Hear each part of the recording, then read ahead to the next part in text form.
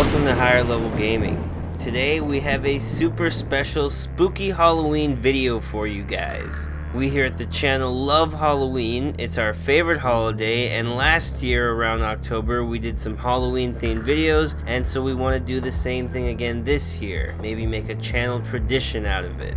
I am bringing you guys the 5 spookiest scary gaming stories that I could find on the Creepy Gaming subreddit, and these we did a lot of research on to pick out, and I don't think they've all been covered before here on YouTube, so I'm hoping you haven't heard these before either. If you enjoy this content, please thumbs up this video and consider subbing to the channel. On to the video. Our first story is entwined with the most famous and popular creepy gaming story of all time, Ben Drowned. This isn't the story of Ben Drowned though, because there are dozens of those stories already here on YouTube. This is the story of 2 people who played a Ben Drowned fan game and the extremely creepy things that happened to them in real life. This story comes from the Creepy Gaming subreddit, and it's about the creepy.exe games Remember.exe and LostMemories.exe. These games are designed to simulate the experience of having your computer haunted by the spirit of Ben. The games are somewhat unremarkable besides being spooky. One interesting aspect is that everyone who plays the game, though, apparently gets a different experience. One user's experience was far more sinister than any other I've heard of, though, and was a huge invasion of this player's privacy. User Psychotic Monkeys took to Creepy Gaming to document their experiences with the game, and they said this: "I've played Remember.exe 2 times, they were both very different. I'm curious to hear of other people's experiences with the game and to maybe get some help in decoding this game's seemingly huge amount of secrets." Now, so far this sounds like what everyone else says, but when we take a look into the comments, we discover that one user, La Mancha, had a very odd experience with the game. Despite having used a work computer and email to download and play the games, they received an email on their personal email, meaning the game or the developer of the game was watching them or somehow doxing them, finding out this user's personal information just from downloading the game. Even creepier is that the message simply said 3 days and nothing else. Now, a game tracking you and hunting down your personal information is sinister enough, but the makers of this game took it much further. Later, La Mancha reported that they had been emailed yet again, and there was a very strange image attached this time. This is the picture that they sent.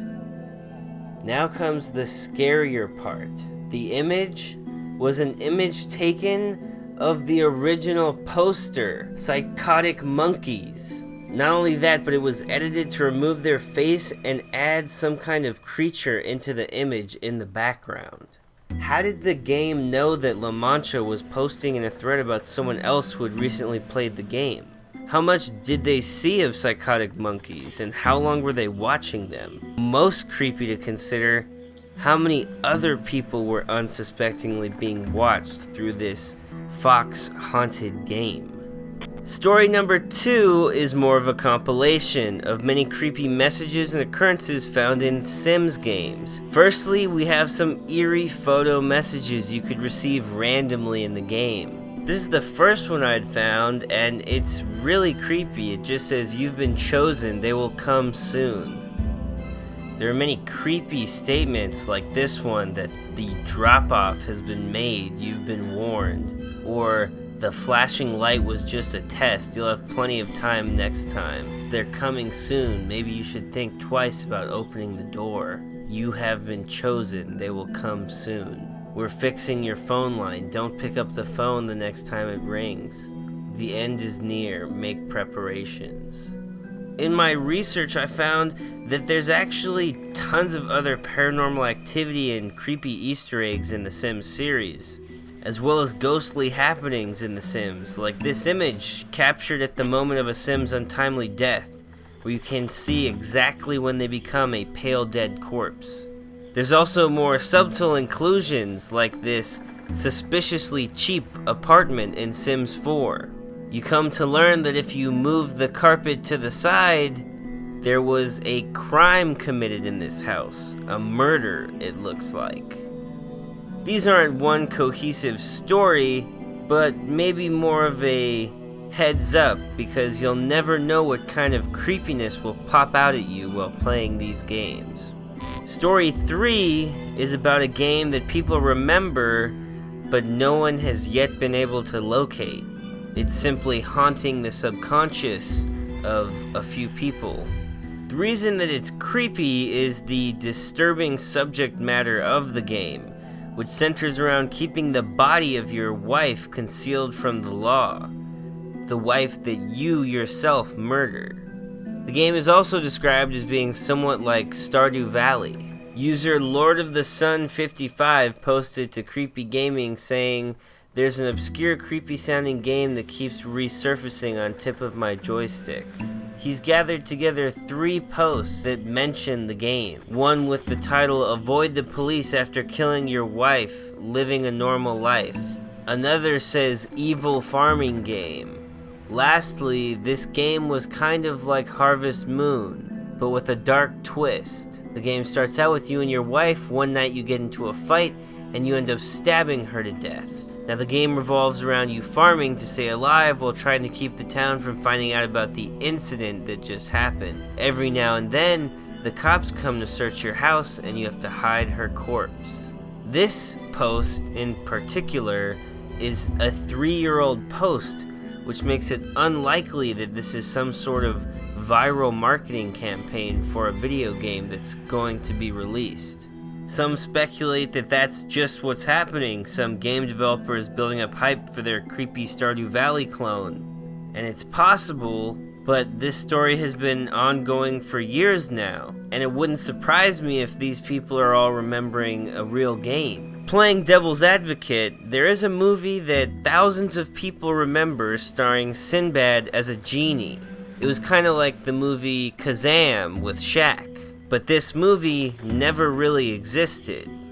It's part of a phenomena of mass misrememberings referred to online as the Mandela effect. Could these people be from an alternate universe, as many Mandela effect proponents argue?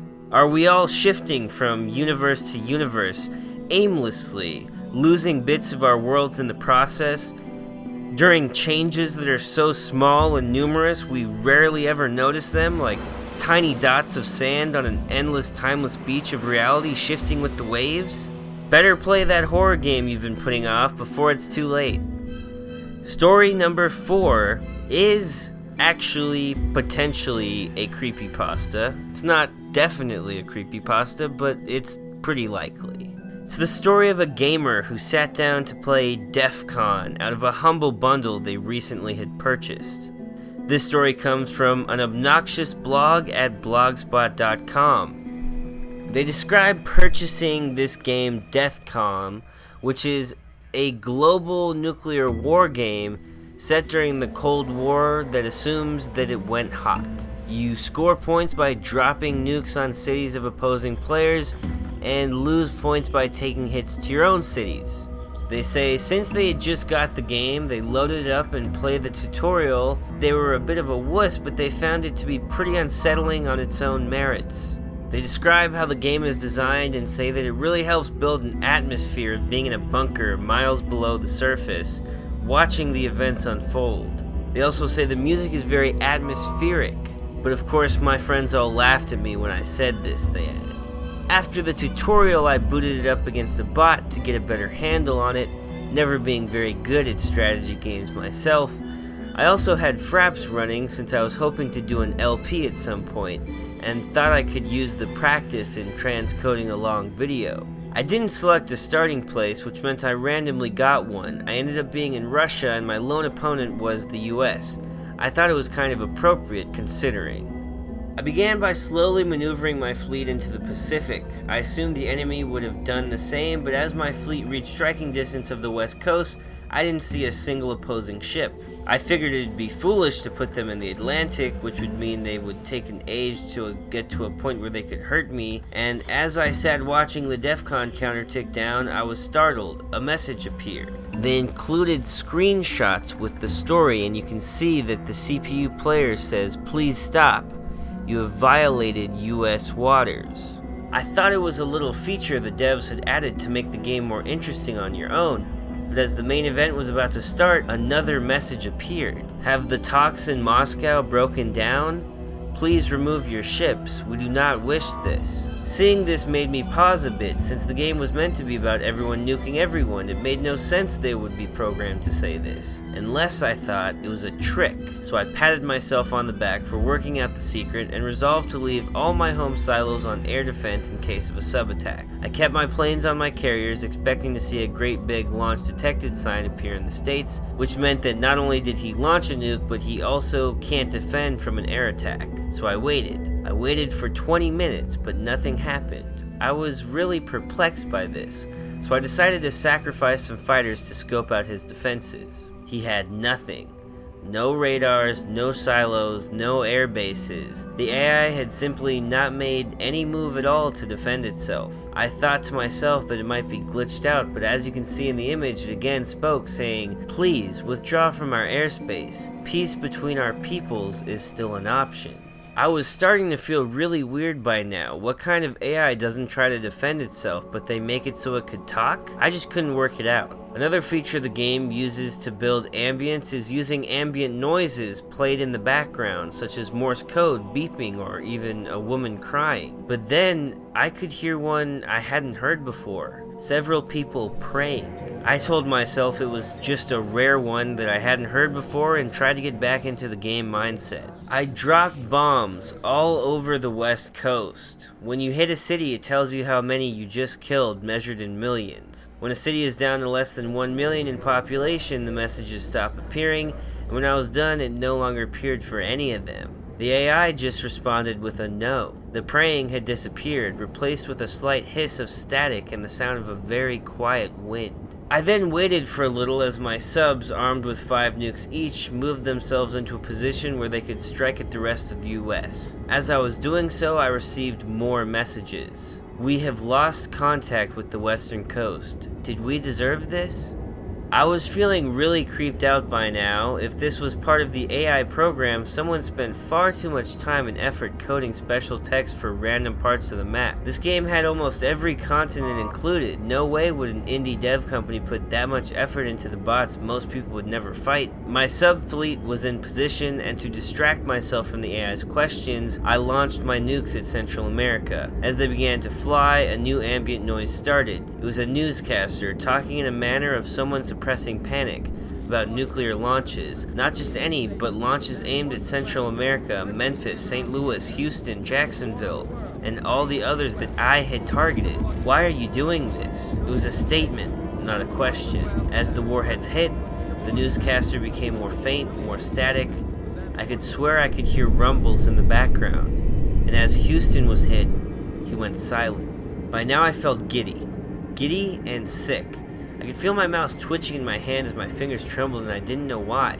It was an AI player in a game. As I was trying to work out my own reaction, more messages appeared. My family lived in New Orleans. Those warm nights seemed so long ago.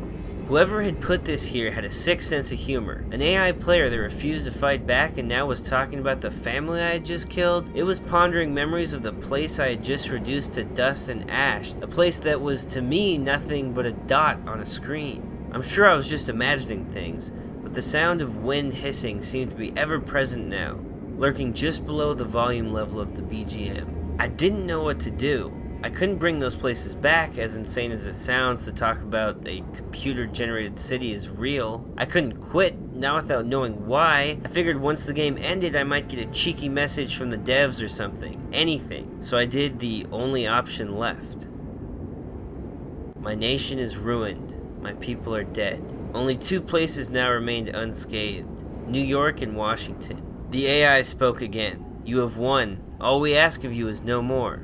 please. It was right. Within the scoring system, I had won since the first bomb had dropped, but I had kept dropping bombs, kept hitting this pathetic AI that wouldn't hit back. I know it sounds ridiculous now, but I began to feel sick with myself. I had killed millions of these virtual people with their leader pleading with me to stop the entire time, to get the most points to win the game. There had to be something this was all building to, so I turned my last sub on the final places I had not yet hit. As the missile flew over Mexico, another ambient sound kicked in. A woman, talking in a loud and clear voice, saying to stay under the desks. A rumble, a burst of static, and she was gone. Then came a man's voice, urging someone unheard to a shelter. A rumble, and he was gone. Finally, frantic prayer was sobbing. A rumble, and it was gone. Then came 2 more messages. New York is gone, we can see we are next. Barely a second before the first of the Washington missiles hit came, why? No capital, no punctuation. As the missile hit, the music died. I thought now I'd get to know what was going on. A pop-up telling me it was all a joke, another message from the pleading AI, something to make sense of what just happened. I got nothing. No more messages, no more sounds. I was watching the glow disappear on the map in silence. I'd wiped out the AI with only 10 bombers and 6 submarines. My arsenal was 60 more intercontinental nukes, another 30 more in subs. With barely any nuclear power, I'd killed the AI leader, his family, and his country. And I could do it again if there were any other players in the game, all to say I won. Maybe that's the joke. Though the story is likely a fictional one, it's possible that it isn't. No evidence was found to support it, nor claims that it was in fact made up. Story number 5, our last story, is actually the story of viral marketing, an April Fool's joke for a game that supposedly makes you go insane upon playing it. The story for us begins with user LittleSparrow24, who posted a video to Reddit saying, I was going through the settings of the game Superhot when I saw something called demo.avi. Guess I didn't need to sleep anyway.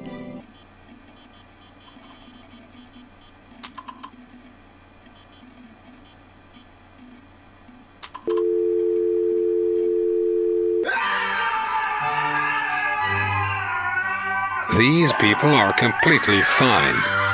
They are just enjoying a new exciting video game. Video games have been scientifically proven to improve problem solving and motor skills, spatial awareness, social skills, and stress control. Although it takes just 10 seconds to play, this game brings endless competitive entertainment to you, your family, and your friends. And the best part is, this game is available now for everyone to enjoy. All you need is a telephone and some cardboard. Now obviously this is some satanic weird game that nobody understood why it was being left in Superhot's files, until it was found out this was an edited version of the official game trailer for a game called Ready Steady Mental, a stress relief game that asks gamers to goggle up for some VR primal therapy. In the game, you violently shake your head and scream to earn points. This gives the outside observer the impression that the game you just booted up fried your brain. It's actually a pretty sick game. And if you want to see 5 more totally twisted games, subscribe to the channel to see our next video, the 5 creepiest video games you haven't heard of yet. Thank you so much for watching if you've made it this far. Don't forget to go play some video games, and have a nice Halloween.